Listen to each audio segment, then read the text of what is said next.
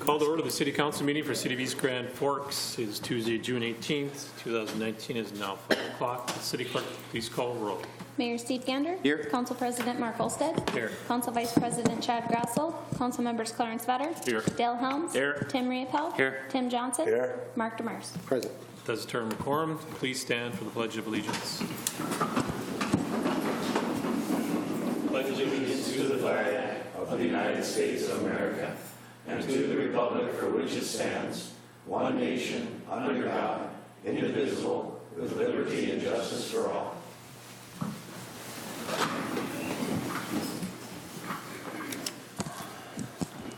Open forum and opportunity for members of the public to address City Council on items not on the current agenda. Items requiring council action may be referred to staff, boards, and commissions for research and future council agendas if appropriate. If you'd like to address City Council this time, please come up to the podium to do so. I see none. Approval of minutes for the May 28th work session, June 4th council meeting, June 11th special meeting, and June 11th work session. Second. By Demers, second by Riepel. Any questions or discussion? See none. Roll call, please.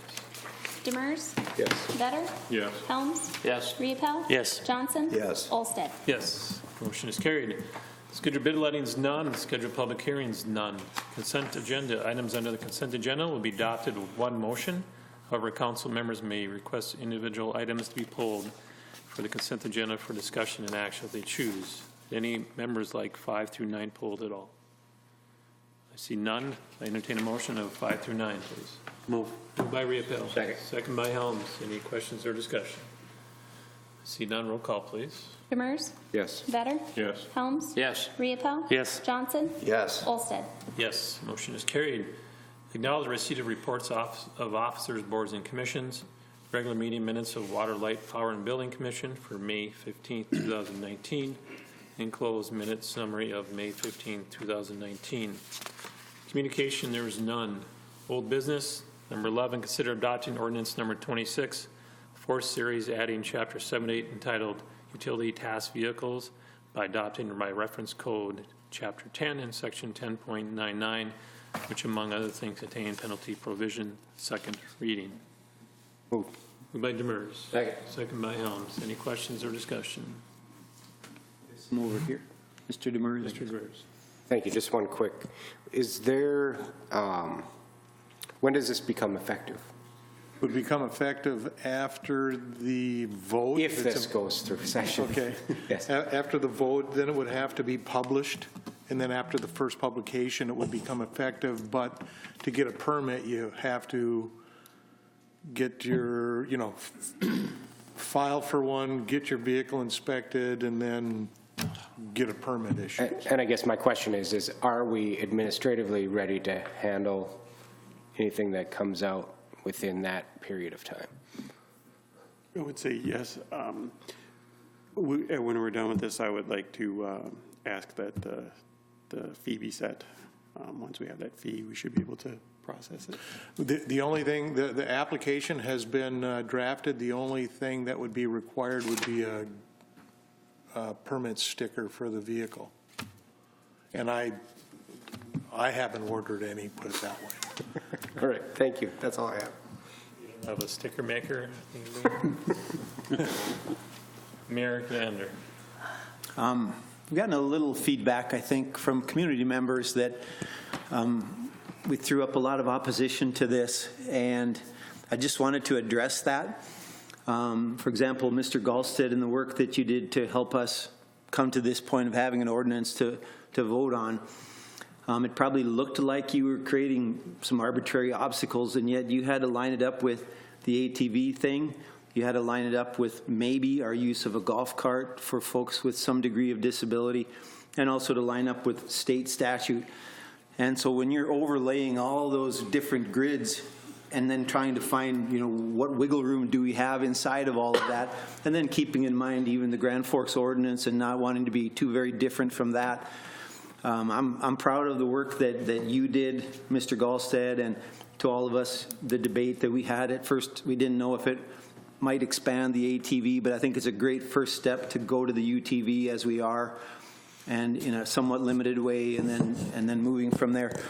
So I feel like we really wanted to get this done, but we also wanted to get it done right, and in a way that didn't violate any of our other ordinances or state statutes or anything else that we had to work with. So I'm thankful that we're going to pass this, it looks like, from previous votes and conversations. And I do want to make it clear that we're behind it, we support it, but we want it done right. Thanks. Mr. Helms? I just have one question. I've never been involved with it before, but this ordinance, because I'm sure down the road someplace along the line we'll have to do some tweaking to it or changing or something. Is that will that be easy to do? I mean, Well, you would have to go through the kind of the same process where you would end up revising or modifying the ordinance and specific portions of it, or adding to it or subtracting from it, through the same process. It would take 2 readings and a publication for modification. okay, thank you. Mr. Riepel? I had one individual call me on this in regards to the prohibition of driving on Highway 2 and 220. And I just let them know that it was a state statute. We didn't make the law, but we have to abide by it. Yep. Anybody else have any questions? Discussion? If not, roll call, please. Demers? Yes. Better? No. Helms? Yes. Riepel? Yes. Johnson? Yes. Olsted? Yes, motion is carried. Move on to new business. Number 12, consider adopting resolution number 19-06-34, approving the hiring of JLG architects and their consultants to conduct a building study and complete a feasibility report for a total of $10,000. Move. Moved by Demers. Second. Second by Riepel. Any questions or discussion? Seeing none, roll call, please. Demers? Yes. Better? Yes. Helms? Yes. Riepel? Yes. Johnson? Yes. Olsted? Yes, motion is carried. Number 13, consider adopting resolution number 19-06-35, authorizing 2019 budget to be amended for the purchase of R22 refrigerant for Midwest Refrigeration for the total of $25,180 with funds from the city reserves. Move. Moved by Demers. Second. Second by Riepel. Any questions or discussion? Mayor Gander. Would you all please maybe go back through in a capsulized form what brought us to the point of maybe going into our reserve fund for this purchase? I sure think that using the reserves for unanticipated and necessary, almost emergency type expenditures is justifiable. I do have a little trouble going into the reserves willy-nilly, and I'm not saying this is exactly willy-nilly, but it would maybe open the door for some further seepage from our reserve fund. And I would hope that we would have some clear guidelines on where, when, and how we would utilize our reserve funds. And so it doesn't become an opportunity to come in later on through the year and go outside the budget and make expenditures. So I'm not ripping you, Mr. Huttunen, at all, but only wondering, of course, is if there's a way to find savings elsewhere to pay for this, rather than going into the reserves. I know some of that conversation probably took place the other day when I was not here, so if you could take me back through it and try to give me some comfort as to how we got to this moment. Mr. Riepel. I'm probably not going to bring you back on it, but I'll bring you forward that at $25,000 that we're spending, probably will net us $75,000 at the end of the This is a thing. very low price right at this moment. Right. Yep, I get that. I support the expenditure. It's a question of where the funds are coming from. Well, I think the second thing on that is I think we spent $25,000 on things that we shouldn't have spent $25,000 on in the past. And I think this is something that is actually returned in the future when the other stuff was not. So, Reed. Yeah, the only point I could make to it is that we discussed at the work session that within the 3 ice arenas, our repairs and maintenance line item within the budget for each of those 3, it's entirely possible at the end of the year that there will be enough left over within those budget items to be able to cover that $25,000. But standing here on June 18th, I can't tell you for sure that that'll be the case. When October comes around and we go to start compressors, it's entirely possible one of them won't start or will need to be overhauled, and that those costs add up in a hurry when we start talking about bringing in mechanics to be able to rebuild those systems. So that was my caution to all of you at the work session, was that I can't say today that our repairs and maintenance budget specifically could cover the cost of purchasing this refrigerant, because I don't want to hand tie us into turning around in October and having a big repair and then having to answer questions at that time of why is your repair and maintenance budget already used up. At this point in time, we sit in a pretty good place in all three of those arenas and having enough that I think we'll safely get through the year, but we just can't say for sure, because some of those things are just unforeseen with the age and the status of the ice arenas where they're at. Thank you, Mr. President. I guess I would say, I definitely concur. We don't want to just go into our reserve, try to protect that as much as possible. But I would say that this isn't as much a taking from a reserve as just a changing in state, maybe. Because like you said, if we need it, we're going to need it at some point anyway. It seems like even from what Mr. Helms said at the meeting, this is a pretty good rate. But as you talked about, the folks at Engelstead said, when you're ready to, if you don't need it, we'll buy it. So we kind of already have it sold. So it's really just, I guess it's not gaining interest or anything like that, but it really is just a change of state of reserve, I would say. So in that sense, I guess I'm confident that that's a good way forward.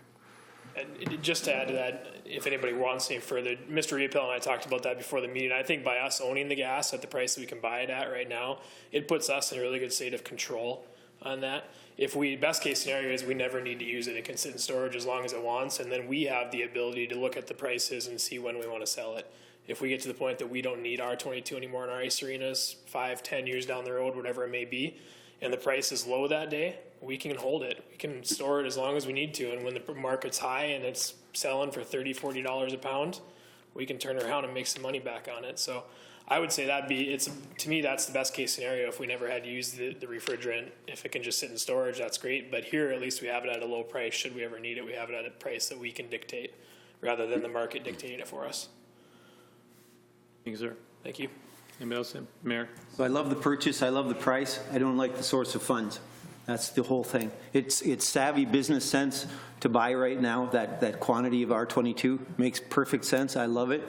And the fact that y'all are tuned into that volatility of pricing and catching it at this low, I love all of that. But I do have a sense of duty to really, really look out for that reserve. As it would ever be depleted, of course, the back end of that means we got to raise taxes to replenish that. Right, so that's really what we're looking out for, is future tax levy increases. And so I'm all for finding savings to do something like this. If you got to strike while the iron's hot, find some savings somewhere and make this good, savvy purchase. That's what I would say. Where was that attitude when we took $25,000 out of reserves to pay for the street 2 years ago? That's where that came from. If you'd like to revisit that sometime in great length, I'd be happy to break it down for you. I'm not sure this is the time or the place. Well, it's the same scenario, it's the same situation where you're saying you don't like where the funds came from. That was the source of funds. We had dollars set aside for street maintenance that could be utilized in that case. That's where that source of funds was from. I think you remember that. Same type situation. Well, if we needed those funds in the street repair, not fund. I mean, same situation. It's allocated for streets, and we used it for streets. This is allocated for nothing. It's general fund reserves for emergencies. Okay. Anybody else have anything? Helms? Thank you, Mr. President. Mr. Mayor, the bottom dollar on this whole thing is that this, and you understand all this stuff changes regularly. Oh, yeah. And if I had to guess right now, Reed, I'd bet you the price has changed on this thing probably 3 times in this last week since we've talked about this. And he's holding it at this price. If we ever have a problem with that arena over there, any of them, I guess, and you don't have that Freon, we could be paying, as Mr. Riepel said, we could be paying $75,000. Bottom line is that if we purchase this stuff, and as they said, we don't use it, it doesn't spoil, it don't waste, we could probably turn around and make money on it. So I say So for I the- understand what you're saying about where Get the it. money is coming from. Grab it, buy it. So I think it's, at this point in time, it's one of those things where if we had time to look and see where we could get that from, would have been, but this particular thing, there's really not. It's either you move on or you don't, one or the other. So that's the big deal there. So There's a drop dead date on it. Oh, yeah, timing's everything. timing is Get it. everything. Anything from anybody else? Not, roll call, please. Demers, Yes. Better, Yes. Helms, Yes. Riepel, Yes. Johnson, Yes. Olsted. Yes, motion is carried. Number 14, consider adopting resolution number 19-06-36, approving East Grand Forks transition plan for public right-of-ways, which include the evaluation and implementation of the transportation plan. Move. Moved by Vetter, second by Demers. Any questions or discussion? I see none. Roll call, please. Demers, Yes. Better, Yes. Helms, Yes. Riepel, Yes. Johnson, Yes. Olsted. Yes, motion is carried. Consider adopting resolution number 19-06-37, approving the change of the 6-month probationary period to 1-year probationary period for the fire department new employees. Move. Moved by Demers. Second. Second by Riepel. Any questions or discussion? Mr. Helms. Just, what's the reasoning from the 6 months to the year? Well, the biggest reason is simply the training requirements required of our guys and so on and so forth. We really are not seeing that completed within 6 months. Our last hire we had at 6.5, 7 months, he decided he didn't like it here. And I checked with a lot of the neighboring departments and everyone is running a year all around this. So I think it better suits the city to evaluate their employees at 1 year. Okay, thank you. Anybody else have anything? Roll call, please. Demers, Yes. Better, Yes. Helms, Yes. Riepel, Yes. Johnson, Yes. Olsted. Yes, motion is carried. Consider adopting resolution number 19-06-38, approving the hiring of Hunter Olson as a firefighter at a salary of $21.49 per hour. Move. Moved by Demers. Second. Second by Vetter. Any questions or discussion? See none, roll call, please. Demers, Yes. Better, Yes. Helms, Yes. Riepel, Yes. Johnson, Yes. Olsted. Yes, motion is carried. Consider approving the off-sale non-intoxicating malt liquor license renewal for Wharton's Point Sorrel, located at 504 Reinhardt Drive Southeast, East Grand Forks, Minnesota. This business is in good standing with the city. Move. Moved by Demers. Second. Second by Vetter. Any questions or discussion? Roll call, please. Demers, Yes. Better, Yes. Helms, Yes. Riepel, Yes. Johnson, Yes. Olsted. Yes, motion is carried. Claims, consider authorizing the city administrative clerk treasurer to issue payment of recommended bills and payroll. Move. Moved by Demers. Second. Second by Helms. Any questions or discussion? I see none. Roll call, please. Demers, Yes. Better, Yes. Helms, Yes. Riepel, Yes. Johnson, Yes. Olsted. Yes, motion is carried. Mayor Gander. As you know, I was away for a week or so. I just want to thank you all for the warm reception on my return. And it's nice to get back and get back to work. That's all I got. Mr. Vetter. I don't have anything, thank you. Mr. Helms. A couple things. Thank you, Mr. President. First one is, I was asked to put the invitation out for the burger stand for Heritage Weekend. If anybody's willing or would like to work in that, we'd appreciate any help we can get. We're a week early this year. We're the second weekend and not the third weekend now, remember? So put that invitation out. Anybody would like to come and help out there. And then the other thing I have is I'd like to invite the council and anybody from the city, whatever, to stop by the library and check it out. Remodeling is done. The gardens are all done, and it's looking pretty nice over there. So if you have she's got it looking real good. So if you have time, you can stop by and check it out. Thank you. Mr. Riepel. Nothing. Mr. Johnson. Nothing at this time. Mr. Demers. Nothing today. I have nothing. Mr. Murphy. I have nothing tonight. Mr. Gallstead. I just wanted to thank you for the kind words of encouragement, and also just remind everybody that the Chambers After Hours is going to be at Hugo's on Thursday from 4:30 to 7. So if you wanted to attend. Thank you. Mr. Emery. I have nothing. Anything from the department heads? Mr. Gordy. There are two things in addition to what Mr. Gallstead pointed out about Hugo's and the Chamber After Hours. Last night, the Minnesota Chamber came up East Grand Forks for a statewide policy tour, and the topics that were discussed were tax competitiveness, healthcare, workplace mandates, transportation and infrastructure, workforce development, energy and environment, and they got input from local residents. They take back to the state and mix together with the comments from the rest of the state. Help set their lobbying agenda for next year. In addition, tomorrow the Forks Builders is having an open house at the Project House at 1002 Greenway Boulevard Southeast. That's from 5 to 7 p.m. for people, if anybody would like to go see the house. Now, this is the 35th year that the Builders Association has worked with Northland Community and Technical College to build a home. So it's quite an accomplishment. It helps train some of the people who we need as tradespeople and craftsmen in the area. And it's an opportunity tomorrow night to see the product. Thank you, sir. Anything else from the department heads? I see none. Entertain a motion to adjourn. Moved by Demers, second by Riepel. All in favor say aye. Aye. Opposed, same sign. Motion is carried. Meeting is adjourned.